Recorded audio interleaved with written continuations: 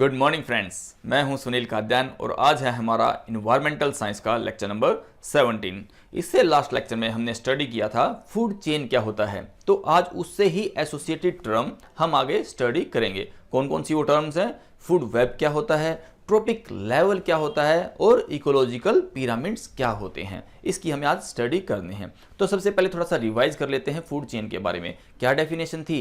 वो क्या थी? एक सीक्वेंस थी, sequence of eating and being eaten in an ecosystem. मतलब इकोसिस्टम के अंदर कौन किसे खा रहा है वो कौन बताता है? फूड चेन बताती है, जिसको हम बोलते हैं हिंदी में खाद्य श्रृंखला या आहार श्रृंखला। उसके बाद हमें आगे पढ़ना है फूड वेब क्या होता है। Food web is a network of food chain. देखते हैं हम। Food web is a network of food chain where different type of organism are connected at different trophic levels so that there are a number of options of eating and being eaten at each tropic level can be obtained। क्या समझ में आया? Food web कहने का क्या मतलब है कि भाई अब पहले क्या था? ग्रास, ग्रीन प्लांट्स, उसके बाद खरगोश, उसके बाद तेंदुआ, उसके बाद लायन। सिर्फ हमने एक एक एग्जाम्पल लिया था, लेकिन अगर मैं कहूं पहले आ गया ग्रास। अब ग्रास भी बहुत टाइप की है, डिफरेंट टाइप्स के आपके ट्रीज होते हैं। उसके बाद फिर उनको खाने वाले कौन है? हर्बीवोरस। कौन कौन खा सकता है? हिरन भी खा लेती है भाई, और आपका खरगोश भी खा लेता है। बहुत से एनिमल्स हैं जो ग्रास खाते हैं। तो ये क्या कह रहा है कि हर एक टॉपिक लेवल पे आपके बहुत सारे क्या हैं? डिफरेंट डिफरेंट ऑर्गेनिजम्स हैं। अब उन ऑर्गेनिज्म के ऊपर क्या होता है भाई? अब फूड चेन के अंदर है। अब खरगोश को कोई जरूरी नहीं है कि तेंदुआ ही खाएगा, उसको लायन भी खा सकता है डायरेक्टली।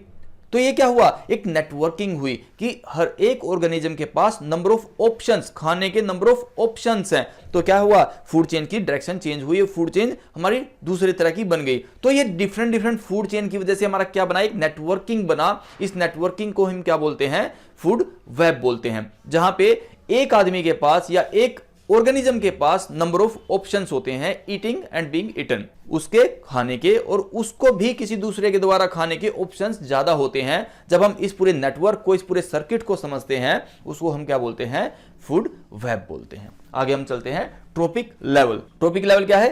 पोजीशन, किसी भी ऑर्गेनिज्म की पोजीशन, फूड चेन के अंदर कौन सी पोजीशन है वो कौन बताता है?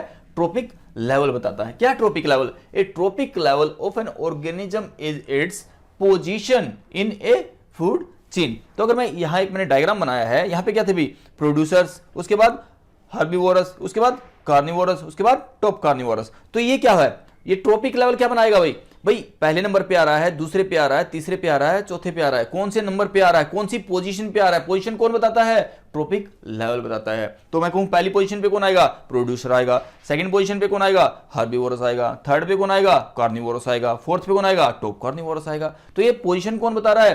ट्रॉपिक लेवल बता रहा है। किसके अंदर? फूड चेन के अंदर। आई बात समझ में? उसके बाद आगे चलते हैं इकोलॉजिकल पिरामिड्स। क्या होते हैं इकोलॉजिकल पिरामिड? ये क्या होती है? ग्राफिकल रिप्रेजेंटेशन होती है। क्या होती है? Graphical representation of trophic structure या ट्रॉपिक लेवल की आप बात करो। जो ट्रॉपिक लेवल्स हमने डिसाइड किया भाई, यहां पे आपका प्रोड्यूसर आएगा, हार्बीवोरस आएगा, कार्निवोरस आएगा, टॉप कार्निवोरस आएगा। तो हर एक पॉइंट से मिलाते हुए हमने क्या किया? एक लाइन ड्रॉ कर दी है, और उसकी वजह से जो ट्रायंगल बनी है, उस ट्रायंगल को हम क्या बोलते हैं? पिरामिड के स्ट्रक्चर बोलते हैं। पिरामिड स्ट्रक्चर, पिरामिड, इजिप्ट के पिरामिड आपने सुना है ना, तो उसी से यहां पे एक नाम आया हुआ है। तो उसका ग्राफिकल रिप्रेजेंटेशन, उसका ये ग्राफिकल रिप्रेजेंटेशन, अगर मैं यहां पे एक ट्रायंगल बना दूं तो क्या कहलाएगा? पिरामिड, इकोलॉजिकल पिरामिड कहलाएगा। तो यहां पे इकोलॉजिकल पिरामिड कितने टाइप के होते हैं? 3 टाइप के होते हैं। ये क्वेश्चन बार बार पूछा गया है एग्जाम के अंदर। कितने होते हैं? Ecological pyramids are of 3 types. Pyramid of number, pyramid of biomass, pyramid of energy. अगर मैं स्टैंडर्ड स्ट्रक्चर की बात करूं, तो सबका क्या होता है भाई? ऐसे ही आएगा भाई, ऐसे ही आएगा, ट्रायंगल की फॉर्म में बनेगा भाई। अगर मैं कहूं पिरामिड ऑफ नंबर, तो ऐसा ही डायग्राम बना सकते हो। पिरामिड ऑफ बायोमास ऐसा ही बना सकते हो। पिरामिड ऑफ एनर्जी ऐसा ही बना सकते हो। लेकिन अगर मैं इनकी डेफिनेशन देना चाहूं, क्या होगा? ग्राफिकल रिप्रेजेंटेशन दैट शोज क्या? Number of organism at each trophic level. कौन बताएगा? Pyramid of number. दूसरा क्या है? Pyramid of biomass. Graphical representation that shows the amount of biomass produced by each trophic level. ध्यान से करना भाई, बाय के बाद ईच ट्रॉपिक लेवल, हर एक ट्रॉपिक लेवल पे कितना बायोमास है वो कौन बताएगा? Pyramid of biomass. थर्ड क्या है?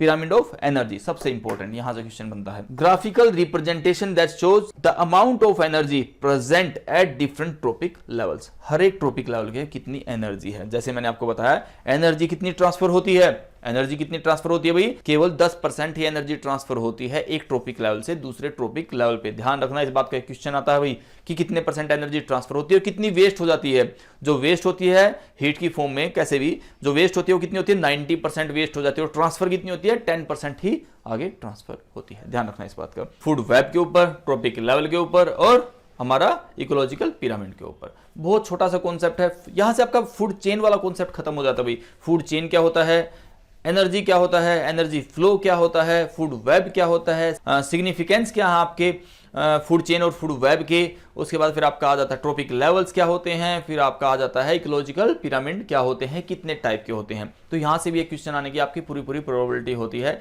आपके मिड टर्म के अंदर भी और आपके फाइनल एग्जाम के अंदर भी। इसको बहुत ध्यान से पढ़िएगा। कोई भी समस्या है, कोई चीज़ समझ में नहीं आ रही है, उसको आप कमेंट बॉक्स में लिखिएगा या क्लास में पूछ लीजिएगा।